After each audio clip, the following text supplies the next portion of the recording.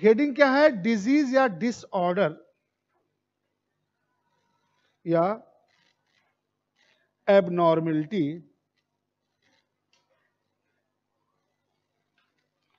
Related to RBC.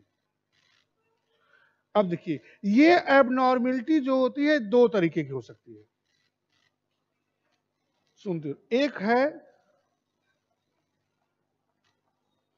General abnormality, सामान्य अनियमितता, यानी मुझे हुआ और फिर मेरे साथियों को खत्म हो गया, या मैंने दवा ववा खा के ठीक कर ली, उसे कहते हैं जनरल एबनॉर्मलिटी। और दूसरा होता है जेनेटिक एबनॉर्मलिटी।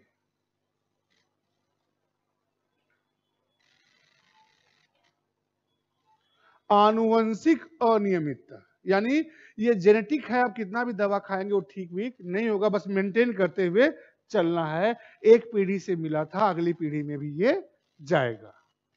ठीक, तो इसको कहते हैं जेनेटिक। एक एक करके देखते हैं। पहले देखते हैं जनरल। जनरल देख ले पहले ना। सामान्य अनियमितता। सामान्य अनियमितता हो क्या सकती है? देखिए, मैंने कहा पूरा एकदम क्लासिफाइड करा रहा हूं, एक फ्लो फ्रेम बनाइएगा दिमाग में। सामान्य अनियमितता क्या हो सकती है? या तो आरबीसी जरूरत से कम हो जाए या जरूरत से ज्यादा हो जाए। यही हो सकती है ना सामान्य रूप से, कि जरूरत से कम हो जाए या जरूरत से ज्यादा हो जाए। तो ये दो तरह की हो सकती है। एक हो सकता है डेफिशिएंसी, कमी, और दूसरा हो सकता है एक्सेसनेस।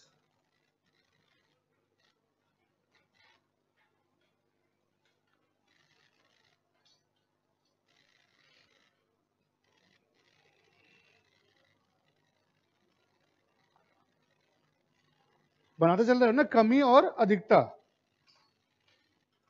अब कमी तो आप अभी पढ़े हो न्यूट्रिशन ताजा ताजा कुछ ही दिन पहले, कि कई चीजों की कमी से होती है। तो अब इसमें पॉइंट वाइज करिएगा। पहला पॉइंट, कि अगर विटामिन और मिनरल की डेफिशिएंसी होती है, मिनरल मतलब खनिज,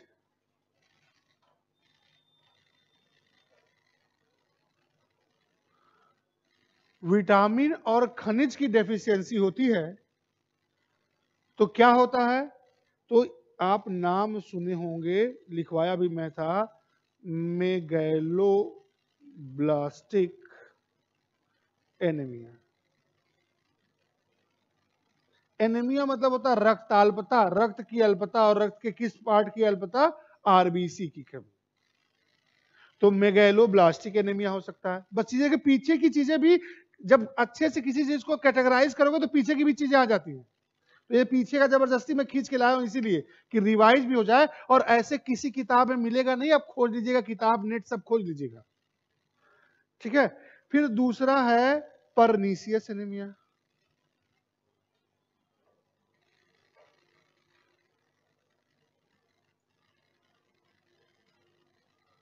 बस अपनी सोचने समझने की क्षमता पे डेवलप कर सकते हो उसे, परनीसियस एनीमिया।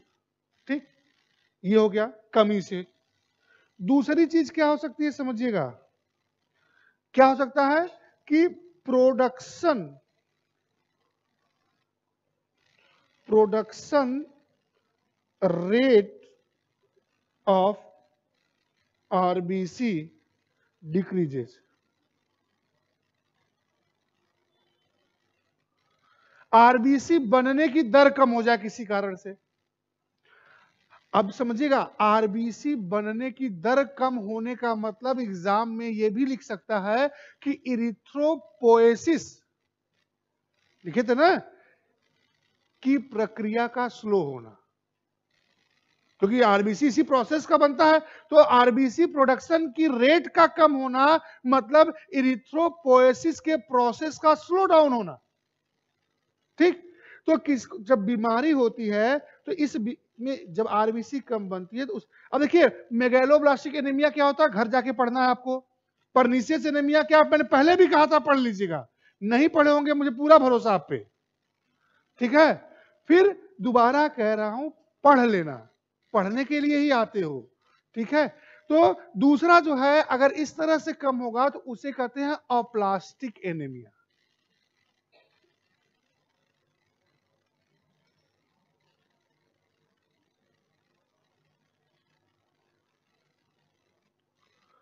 जब प्रोडक्शन रेट आरबीसी का क्या हो जाए, कम हो जाए। अगला केस भी बन सकता है कि प्रोडक्शन तो नॉर्मल है, एवरेज है जितना होना चाहिए, समझिएगा कि उत्पादन तो जितना है उतना उत्पादन है, उतना होना चाहिए, सामान्य स्वस्थ वयस्क मानव उतना हो रहा है, लेकिन किसी कारण से डिस्ट्रक्शन रेट बढ़ जाए, उसके मरने की दर क्या हो जाए, बढ़ जाए, तो भी तो कमी हो जाएगी भाई। जितना इधर डेड होती है इतना उधर बनती है, प्रोसेस बैलेंस होता है, बॉडी में लाइफ टाइम चलता रहता है। तो अभी आपने देखा कि अगर बनने का प्रोसेस स्लो डाउन हुआ तो भी आरबीसी कम होगी, उसे कहते हो अप्लास्टिक एनीमिया। अब बनने का प्रोसेस जो है, फॉर्मेशन प्रोसेस जो है वो नॉर्मल रहे, यानी जितना होना चाहिए, बट डिस्ट्रक्शन रेट क्या हो जाए, बढ़ जाए। जब डिस्ट्रक्शन रेट बढ़ जाएगा तो सिंपल सी बात है, फिर कमी होने लगेगी। रोज 10 बन रही है, 10 मर रहा है, ठीक, रोज 10 ही बने, मरने लगे 12, तो कम होने लगेगा ना। तो वही है, अगला केस है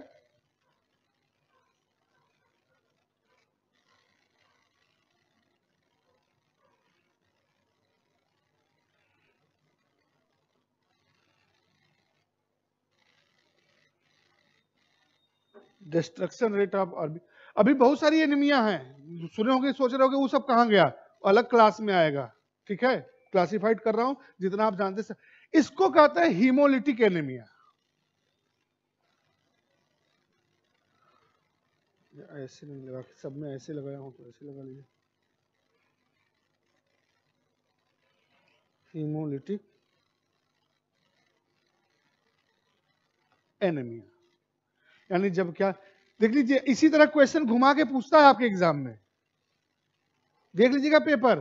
तो आप तो एनीमिया पढ़ के गए थे, ये और क्वेश्चन घुमा के पूछा कि प्रोडक्शन रेट कभी बढ़ा दिया, कभी डिस्ट्रक्शन रेट घटा दिया, इस टाइप से जब पूछता है तब हम अपना सर खुजलाने लगते हैं कि ये तो पढ़े ही नहीं थे, कहाँ गया था, कहाँ लिखा था। इसीलिए मैं एकदम उसी तरह लिखवा रहा हूं जैसे आपके एग्जाम में पूछा जाता है। ये हो गया कमी से कुछ बीमारियां, और ये जनरल एबनॉर्मेलिटीज में कमी से भी और बीमारियां भी होंगी, लेकिन वो किस में आएंगी, जेनेटिक वाले में आएंगी। तो अभी हम लोग जनरल एबनॉर्मेलिटीज में हैं, ठीक। एक्सेसनेस से क्या हो सकता है, यानी खूब खा पी के हम शरीर बना लें, तो उसे कहते हैं, बीमारी का नाम है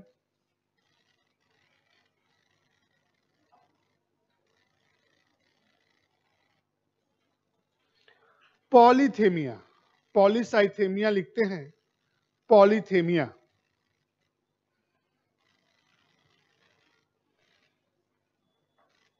अब पॉलीथेमिया में क्या होता है समझ लीजिए थोड़ा सा।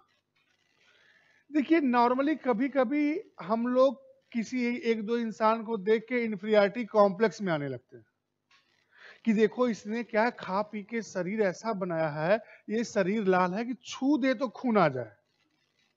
होता है कभी कभी आप देख के ऐसा फील करते हैं कि छू दे तो खून आ जाए, एकदम लाल शरीर दिख रही है। तो इन्फीरियरिटी कॉम्प्लेक्स में आने की जरूरत नहीं, वो बीमार है। जिसका शरीर ऐसा लग रहा है कि छू दे तो खून आ जाएगा, वो बीमार है। क्यों बीमार है समझिए, शरीर लाल दिख रही है यानी उसको हुआ है पॉलीथेमिया। पॉलीथेमिया हुआ है, इसका मतलब है उसमें आरबीसी क्या हो गई है, अधिक हो गई है, और आरबीसी की अधिकता से हीमोग्लोबिन अधिक हुआ है, वही क्या है, रेडनेस उसके बॉडी में देख रही है, शरीर खूब लाल दिख रहा है। अब इसका कुछ बहुत बड़ा साइड इफेक्ट नहीं होता है। होता क्या है, अगर किसी को पॉलीथेमिया हो गया तो डरने वरने की बात नहीं है, ठीक है, वो कोई दिक्कत वाली बात नहीं है। बस होगा क्या, नंबर ऑफ आरबीसी बढ़ गया, इंक्रीज हो गया, इसका मतलब हो गया कि नंबर ऑफ हीमोग्लोबिन बढ़ गया, हीमोग्लोबिन बढ़ गया शरीर में, इसका मतलब हुआ ऑक्सीजन कैरिंग कैपेसिटी इंक्रीज हो गई, ऑक्सीजन धारण करने की क्षमता अधिक हो गई, उसके बॉडी में हमेशा अधिक ऑक्सीजन रहेगा। क्यों रहेगा, क्योंकि हीमोग्लोबिन अधिक है। हीमोग्लोबिन क्यों अधिक है, आरबीसी अधिक है। जब उसके शरीर में ऑक्सीजन अधिक होगा तो उसके शरीर में ग्लूकोज का ऑक्सीडेशन भी अधिक होगा। ग्लूकोज का ऑक्सीडेशन भी अधिक होगा। यानी वो लोग क्या होते हैं, जब किसी काम को शुरू करते हैं तो इतना एनर्जेटिक वे में शुरू करते हैं, लगता है 4 घंटे का काम 10 मिनट में खत्म कर देंगे। ठीक, तो क्योंकि उनके अंदर एनर्जी अधिक बन रही है। लेकिन थोड़ा समय बीतते बीतते, यानी दोपहर के बाद आते आते वो एकदम सुस्त पड़ जाएंगे, गिर जाएंगे, निढाल हो जाएंगे जिसको कहते हैं। क्यों? क्योंकि उनके शरीर का सारा ग्लूकोज बर्न हो गया। क्यों बर्न हो गया? क्योंकि ऑक्सीजन ज्यादा ले रहे थे वो। तो जैसे आप एक प्लेटिना चलाओ, एक बुलेट चलाओ, तो बुलेट चलाओगे तो बुलेट की स्पीड को प्लेटिना पाएगा? नहीं पाएगा। लेकिन प्लेटिना के एवरेज को बुलेट पाएगा? नहीं पाएगा ना। तो प्लेटिना 1 लीटर में 80 किलोमीटर जाएगी। ठीक है, सो कॉल्ड, जैसे बहुत सारी बाइक होती है ना, कहने का मतलब है कि जब ये एनर्जी प्रोड्यूस हो रही है तो एनर्जेटिक रहोगे, और एनर्जी प्रोड्यूस कैसे होगी? ग्लूकोज खर्च होगा। तो सारा ग्लूकोज खर्च हो जाएगा तो फिर एनर्जी डेफिशिएंसी क्रिएट हो जाएगी। यानी ये दोपहर बाद होते होते ये लोग क्या हो जाते हैं, अब इनको बिस्तर चाहिए, लेटेंगे। लगभग पसीना शुरुआत में खूब होगा। जैसे देखते हो कुछ लोग कुछ भी खाना शुरू करें, मिठाई भी दे दो, रसगुल्ला भी खा रहे हैं तो देखते ही होंगे। ठीक है, या सिंपल साधारण अगर कहा जाए साइंस की लैंग्वेज में, मेडिकल साइंस के लैंग्वेज में, तो इनका बीएमआर अधिक होता है, बॉडी मेटाबॉलिक रेट अधिक होता है इसी के कारण, क्योंकि उसके अंदर ऑक्सीजन कैरी करने की कैपेसिटी ज्यादा है। इनको खाने पीने के बाद गर्मी अधिक लगेगी, एनर्जी अधिक, भाई गर्मी एनर्जी बनेगी, ऑक्सीजन है तो उसको खर्च करो, काम करो तो खर्च होगा, और नहीं काम करोगे तो पसीना पसीना गर्मी लगेगी। गर्मी तो आप शरीर में बनी ना, तो वो उसको निकालो, काम करके निकालो। नहीं काम करके निकालोगे तो पसीना होगा, गर्मी लगेगी। काम करोगे तो जल्दी थक जाओगे, कोई काम बहुत जोशो खरोश के साथ शुरू करोगे और जल्दी थक जाओगे। यानी इनके अंदर क्या, एनर्जी डेफिशिएंसी बहुत जल्दी होती है। क्यों? क्योंकि एनर्जी बनती बहुत तेजी से है, यूज करोगे तो ठीक, नहीं तो हीट के रूप में क्या हो जाती है, शरीर से बाहर निकल जाती है, और शरीर से बाहर निकल जाएगी तो फिर कमजोरी, आपको वीकनेस फील होगी। तो ये है पॉलीथेमिया। ठीक, यानी ऐसे लोग जल्दी थक जाते हैं, काम तो करना शुरू करेंगे लेकिन थक जाते हैं। ये हो गया जनरल एबनॉर्मेलिटी। अब आते हैं जेनेटिक एबनॉर्मेलिटी पे। जेनेटिक एबनॉर्मेलिटी जितनी भी है, इसकी खास बात है जेनेटिक रूप से कोई चीज अधिक नहीं हो सकता। देखो ना, मैक्सिमम देखोगे कि ये क्या है, कम हो जाता है। तो जेनेटिक डिजीज में जितना है वो सब क्या है, वो कमी से होने वाला रोग है, कमी से होने वाला रोग है। यानी ये क्या होगी, डेफिशिएंसी होगी। जेनेटिकली क्या होती है, डेफिशिएंसी होगी। अब देखिए क्या क्या हो सकता है। पहली बीमारी इसमें है सिकल सेल एनीमिया। कभी कभी आपके एग्जाम में यह भी पूछता है, निम्नलिखित दी गई बीमारियों में कौन आनुवंशिक नहीं है या कौन आनुवंशिक है, तो भी गलती जो होती है वो नहीं होगी, क्योंकि क्लियर, आपको क्रिस्टल क्लियर मैं अलग अलग करके लिखा ही रहा हूं कि ये जेनेटिक है और ये जेनेटिक नहीं है। तो अलग अलग करके जब पढ़े ही रहोगे तो कॉन्सेप्ट ही आपका वैसा बना होगा कि ये जेनेटिक है और ये जेनेटिक नहीं है, तो आपको फिर क्या है, दिक्कत नहीं होगी आगे। Sickle cell anaemia. Sickle cell anaemia में सिकल मतलब होता है हंसिया। हंसिया मतलब गांव से जुड़े होंगे तो जिससे क्या करते हैं, फसल काटते हैं, या गांव में घरों में सब्जी भी काटते हैं, काटते हैं ना। अब धीरे धीरे चाकू का कल्चर तो आ ही रहा है, लेकिन हंसिया भी वही होता है। या चांद देखते हो जब ऐसे हो जाता है, यानी सिकल सेल एनीमिया मतलब होता है कि आरबीसी का शेप सिकल के जैसा हो जाए, हंसियाकार हो जाए। जब सिकल के जैसा हो जाएगा तो इसका सरफेस एरिया कम हो गया, पृष्ठ का क्षेत्रफल क्या हो गया, कम हो गया। और जब सरफेस एरिया कम हो गया तो ऑक्सीजन कैरी करने की कैपेसिटी भी कम हो गई, क्योंकि जितना ज्यादा सरफेस होगा, जैसे ये क्लासरूम का एरिया जितना बड़ा होगा उतना ज्यादा स्टूडेंट बैठेंगे, इस क्लासरूम का एरिया जितना कम करते जाएंगे स्टूडेंट की संख्या उतनी क्या होती जाएगी, कम होती जाएगी। तो वैसे ही आरबीसी जब हंसियाकार हो गई, सिकल शेप हो गई, तो इसकी जब सरफेस एरिया कम हो गया तो ऑक्सीजन कैरी करने की कैपेसिटी क्या हो गई, कम हो गई। तो इस बीमारी को कहते हैं सिकल सेल एनीमिया, यानी उसकी आरबीसी सिकल के आकार की हो गई, हंसियाकार हो गई। और ये जेनेटिक डिजीज है, आनुवंशिक रोग है। ठीक है, दूसरी बीमारी आते हैं।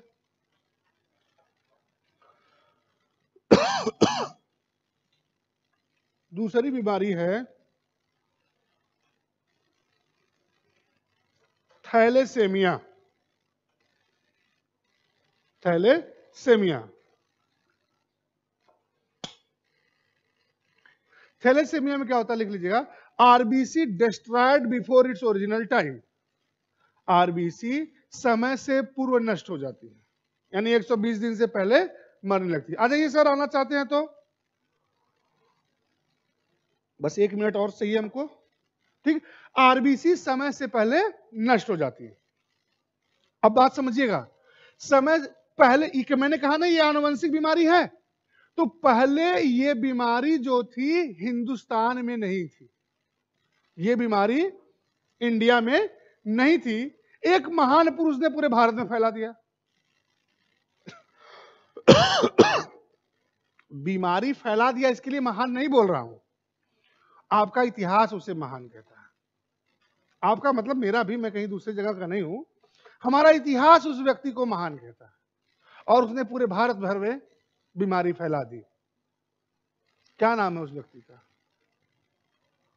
अशोक महान।